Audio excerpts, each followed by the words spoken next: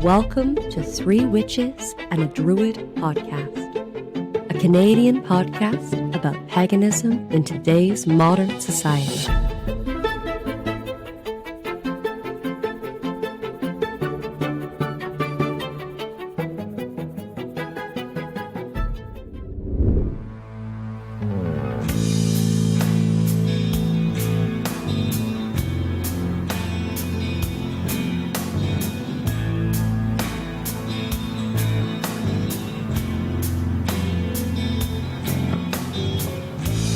Colors fading, always dead inside.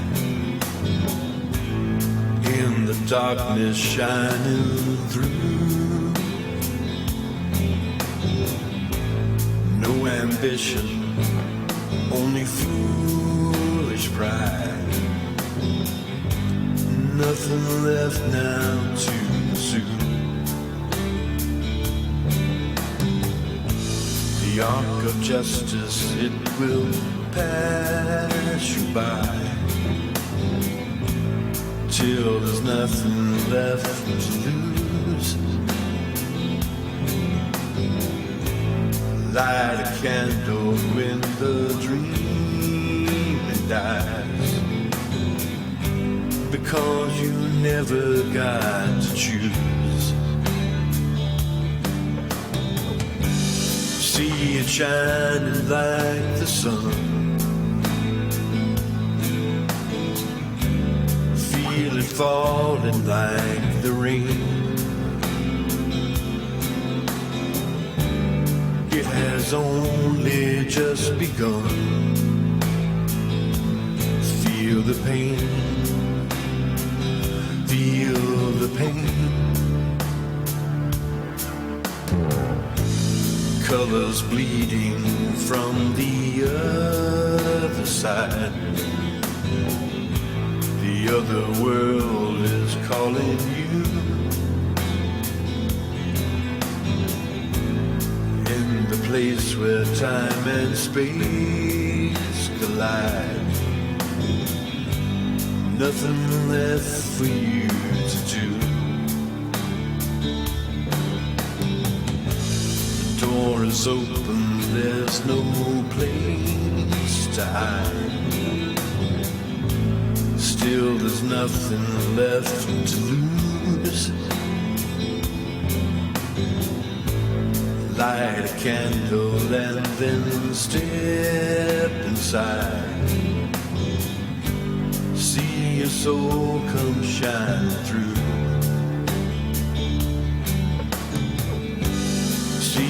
Shining like the sun, feel it falling like the rain. It has only just begun. Feel the pain, feel the pain.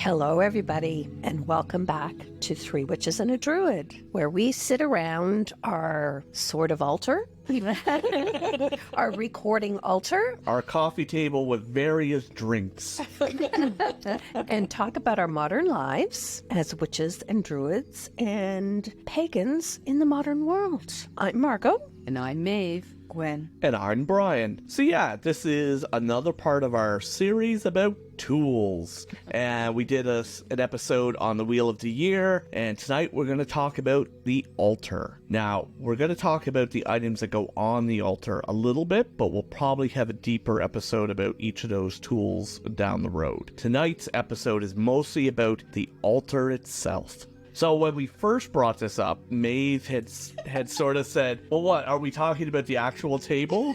And I said, kind of, yes. No, I literally, I don't know, my brain was doing something. I thought, well, is it made of glass? Is it made of wood? Is it made of, what's it made of? I wasn't thinking about the whole overview. But the one thing I do have to say, and it just came to me as Brian was talking here about altars, is when I was a brand new witch 30 years ago, and, I'm learning about, all the elements in this and all of that. One day I looked around my apartment and I went, wait a minute. And I didn't even realize I had done it. Subconsciously.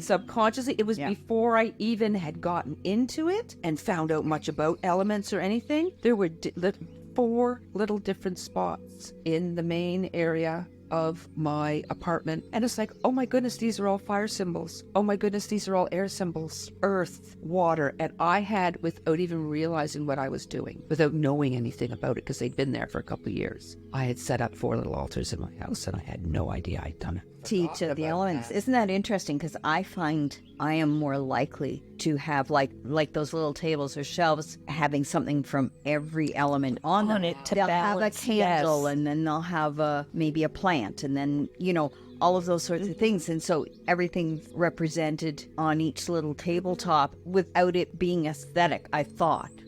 As So opposed this to- wasn't you consciously doing it, it No. just happened. Oh, No. isn't that interesting? Yeah. I had forgotten about that. Yeah. I had one. It's like, oh, look, there's that phoenix and that phoenix picture thing right there, and that's all fire. And over here I had some feathery things or whatever. And I'm like, Yeah. look at this. And I didn't even realize it. Yeah, no, I had one of our mentors here one time, and Ray Gabriel looked around and she went, every surface is like an altar. And I went, oop, yeah. So they were never clued in there. Never clued in. I think most of our houses are like that. Yeah. Consciously or unconsciously, my house is like that now. In our home, we have an altar. Inside of our home, we have an altar to our ancestors. And on that is photos of family, various trinkets and tools we've collected over the years, and they stay on that altar. In my workshop, I have an altar to Lou, made out of raw materials. Everything is handmade. That's a very particular place. Nothing plastic would ever enter there. It's all stuff I make, even the incense I make. And then outdoors, we have an altar to the nature spirits of the land of our new property, which is mostly consisting of peanut shells and bird seed. At the moment, it needs to be cleaned up. Very good. So do you guys have altars in your homes? I don't keep anything set up. I do that's not true. When I'm organized, I do have one set up in my bedroom. Okay. Usually, but I have a lot of people in and out of my house, so I'm not going to be laying out pentagrams and athames and things like that in the common areas. That's just because I've had many people who are very strong in other faiths that might get up, and that's just not something I do. But no, how could I say my good altar tools I keep on a shelf and I get them out when I want them. But if you look around, it's like, oh, look, there's this and this. I don't have something deliberate, but many of those things are all around my house anyway. Pictures of your ancestors and oh, look, I have all these rocks here and I have all these shells here, but it's not consciously laid out. I have one in my kitchen. Yeah. That Michelle gave us all a little shelf at one point years and years ago that I put up above my stove in my kitchen. So I have a corn husk doll on there and some inspirational cards that I've been given over the years. And I think I've got like a little pewter scallop shell with salt in it and a wishbone from something. Your cat didn't jump up and take it. No, she doesn't bother. I would have been in someone's mouth Yeah. so fast, and mine some cat. I would have been in some cat's mouth so fast.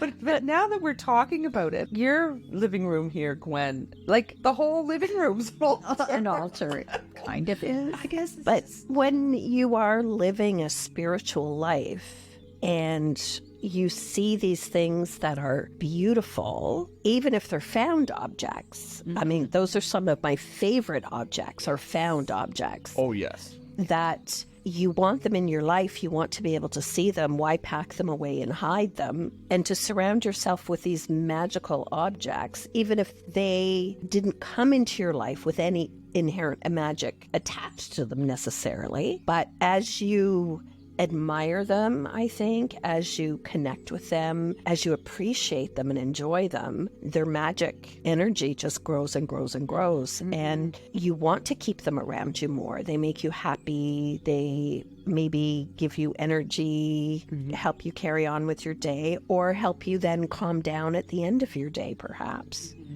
But Yeah, now that I'm thinking about it, it's like, holy cow, my whole living room Yeah. is like a giant. I'm sitting in the middle of a giant altar. I have a lot of statues too. You I do, collect yeah. a lot of statues. It doesn't need to have pentagrams all over the place, and every altar is unique and different in its own way. I'm big into thrifting. Like any of the things that go on our altar are often thrifted or used in some way from the past. We don't really buy new things for it, if that makes sense. It has to be, for me, truly exceptional or locally crafted. If I didn't make it, then I need to have a relationship or want to have a relationship with the crafter, like build, like with their work or whatever. But yeah, very often it's thrifted. My kitchen altar over the stove, same sort of thing, thrifted elements. But again, something from all of the Four Directions sort of thing, the elements. Then I have like an ancestor one upstairs. My living room is, yeah, it's very easy. I have certain things for the little table here that I pack away because it's used for other things, but they're just in a drawer over there sort of thing. But all my surfaces are pretty much focal points for spiritual. Yeah. Yeah, in your home, if it's not an altar, it's a bookshelf. Yeah, very much. I think that's fair. That. Yes, that is. There's a lot of book in Yes. in my house too. There's a lot of books. I've been told that's called Druid insulation. Yes. My wife, Karen, calls it, I'm a dragon. I don't necessarily read all the books. I like to hoard all the books. You're hoarding, I you're hoarding like your that. treasure. Druid insulation, that's a good way to look at it. Bales of hay, I guess. Oh, they're dual purpose anyway. Dual purpose. Yeah. Yeah, exactly. But, you jokingly said, well, what can we talk about the altar? Is it glass? Is it wood? But I think even the design of an altar might affect its function. You may be like some of us that have altars that are multi-purpose. Maybe your altar has a drawer underneath where you tuck all your things. So you're using, at one point I used a little dresser and I stored all my stuff in the dresser and I used the top as the altar top. But if I wanted something seasonal or something, I could pull that out. So the design could affect it. And I even think maybe what it's made of affects it as well. Yeah, it depends on the feel you're going for. Like most of my altars are wood because I appreciate wood. But I can envision like an all glass altar of clear and having the ability to transport you like meditation wise to a different plane, to a different place. Yeah, exactly. Or if you're Hellenic or something, like Hephaestus would be in your pantheon, or maybe Bridget or something, you have a wrought iron. Yeah. Yes, or a little metal table of some sort. Yes, because that's a great conductor of energy. Exactly. Well, I still have the little table that actually came out of Junk and Foibles, I think, when I worked there. It's a little low table that it's probably just plasterboard on the top, but it's got metal legs. And that's what we often used when we did circles at my old apartment on South Street. Thinking about that altar too and how low it is, I'm thinking, might be time for something a little higher. I would It's like one of those standing desks. Yes. Like when it's standing altar, it just raises. And I would like to say, on behalf of someone who has no problem getting things from the Dollarama, if you don't have a surface and at Walmart, there's a $7.99 plastic folding, sort of little coffee table thing that you put on your deck, between, to put a drink on between your lawn chairs. Don't be afraid. No, everything works. Little Yes. plastic that you can fold up, put in the closet. Maybe you have children. Maybe you don't want your family to know what you're up to or your neighbors. And you want to just have something you can pop up quick. Don't be afraid of that either. You put a little scarf over it and you're... But don't be afraid to go to Mission Mart and see if you can find one of those tin, like, old school TV trays from the 70s. Oh, those... Do you know what? My very first coven, they had, like you would see in the 50s, 60s, 70s, their altar was one of those tables that went beside the couch, but it was two leveled. The lamp went on the top and then the books went under. And I have always kept my eye out for one that was in good shape because I would love to have the old two-level altar again. Because sometimes you end up whacking things together, or if you're being fancy and you got the big sleeves or catching something on fire, whatever the hell that might be, or if you put a statue on, you got to be careful about knocking it over. I'd love to have one of those from the 70s. That's enough. Well, there's a Yule gift idea in my brain. Yeah, that's right. Keep my eye on it. See when you can find a Value Village. Yeah. Or over to Hand in Hand. I have been sort of kept my eye open for one, but oftentimes they're in the rickety. Well, the unfortunate thing is, in that generation, a lot of that was press wood. Yeah. And it just didn't last. It didn't last, but I've always wanted one of those. So I'm big on the thrifting, but even if you were to get it from the dollar store or a flea market or any of those things, I do think it would be a good idea before you put it into service as an altar to do a cleanse. Oh, for sure. Goodness, yes, anything I've... Yeah, especially anything you thrift. Yeah. Yes, absolutely. Absolutely. I still have... From, like I say, whenever Dollarama came into being a long time ago, pushing 30 years now, I still have the little votive candle holders, the little votives that you put the tea light in, and I have the 4 colors. And I have lost air. It somewhere in some move, somewhere, I have 3 of them. And I keep looking for them to come back or show up yes, in a thrift yeah. store or something. Yeah. I agree. Sometimes you see them, they look like the little glow, they'll have the candle in, they put them for on your patio, and they will have the 4 colors. I'm not against that. No. And then once the candle's burned out, you clean it out, and you can just put a tea light in. Yeah. Had those, but those are well used over the past 25 or more years, so they're totally magical now. Nothing. Yeah, they started out from the Dollarama. They're glass and everything, so but they're So what are some of the tools we're going to talk about in future episodes that go on your altar? We won't get too deep into these tonight, but what are some things that you may consider having around your altar? Ooh, your thame, your pentagram, a goblet. If you've got a cauldron, your candles, those sorts of things. Yeah. I have a wand on mine. Yeah. It's made from an apple tree from a property we lived on. It's nothing fancy. It's a little sanded piece of wood, but it feels so nice in the hand. Yeah. It has a perfect, curve at the end. And we'll also talk about if you do not have these things, but you wish to set up an altar, there's easy substitution. Oh, yes, 100%. Use, I actually, when you're talking about locally made, remember, Margot, Plum Orchard pottery? I have my pentagram. I have pentagram, and my chalice is Plum Orchard pottery. My chalice was made by another local ceramicist. Yeah. So that's nice. My mother bought me that chalice. wow. I think she bought it through you.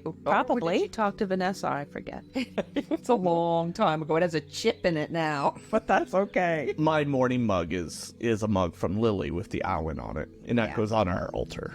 Karen and I each have one now. Nice. Yeah, my chalice is not from Lily either. It's from somebody else. We also have our 3 goats on our altar. I was going to ask you about your goats. Yeah. So when Karen and I got married, the joke was for me to propose to Karen, her family had to pay me a dowry of 1 goat. I don't remember how this joke started. It was between me and her father. And anyway, one of her family members found a toy goat, and they put it in my hand, and that's the day I proposed to Karen.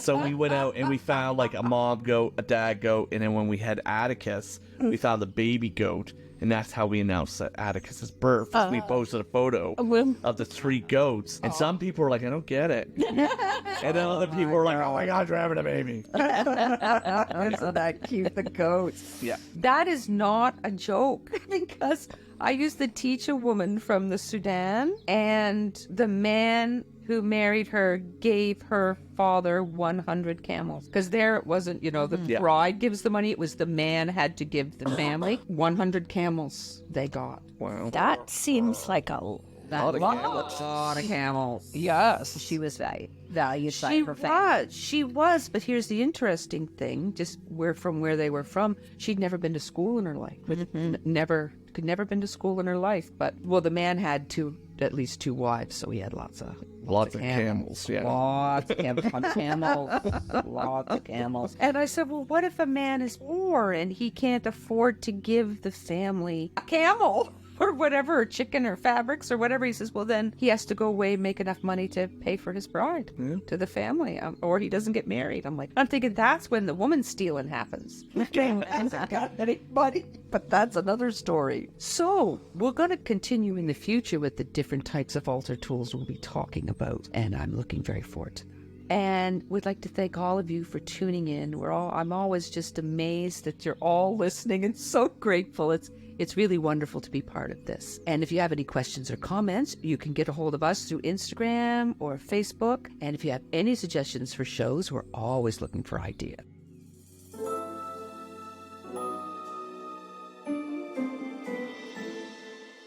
Hello, beloved listeners and patrons of 3 Witches and a Druid podcast. We would like to take a moment to express our heartfelt gratitude for your unwavering support of our podcast. With your encouragement, we have been able to explore and celebrate the rich and diverse world of paganism and spirituality. We feel blessed to have had the opportunity to share our knowledge and experiences with you.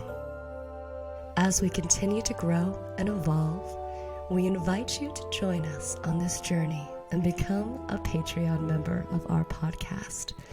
Your contribution will help us to continue creating quality content and provide you with more exciting episodes filled with wisdom, insights, and a little enchantment. By becoming a Patreon member, you will not only support our mission, but you will also have access to exclusive content, behind the scenes goodies, discounts, and much, much more. Together, we can create a thriving and supportive community. We thank you from the bottom of our hearts for being a part of our 3 Witches and a Druid family. So until next time, everybody, merry meet, Merry part. and merry meet again. Blessed be. This has been 3 Witches and a Druid podcast. Thanks for listening.